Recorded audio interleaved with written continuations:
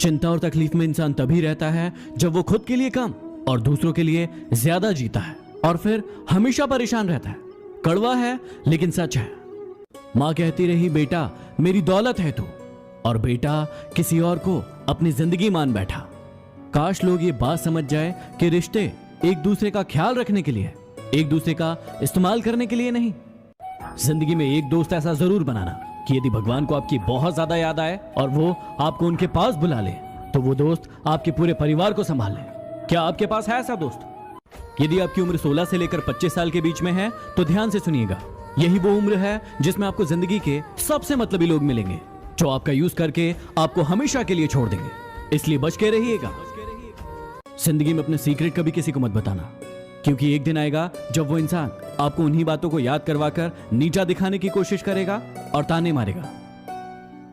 यदि आपको किसी से मोहब्बत है तो उस पर कभी शक मत करो, और यदि किसी पर शक है तो उससे कभी मोहब्बत मत करो। इंसान ये दोनों चीजें एक साथ कर लेता है और फिर जिंदगी भर परेशान रहता है।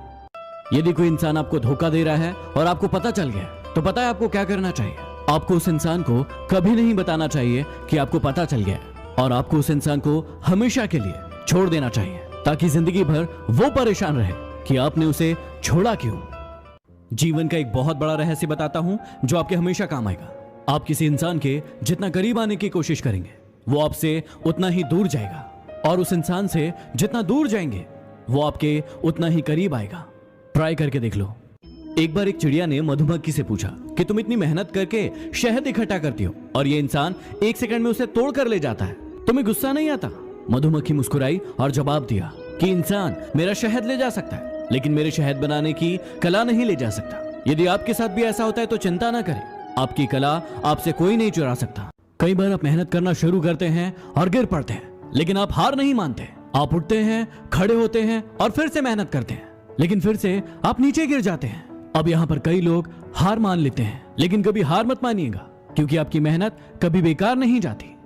चलिए आज देखते हैं कि आपका दिमाग कितना तेज है और आप उससे कितनी जल्दी काम ले सकते हैं। ऊपर आपको हाथों की 2 पोजीशन दिखाई दे रही है, और आपको इन पोजीशंस को दोनों हाथों से बार बार जल्दी जल्दी बदलना है, और ये आपको करना है 10 बार। यदि आप ऐसा कर पाते हैं तो आपका दिमाग वाकई में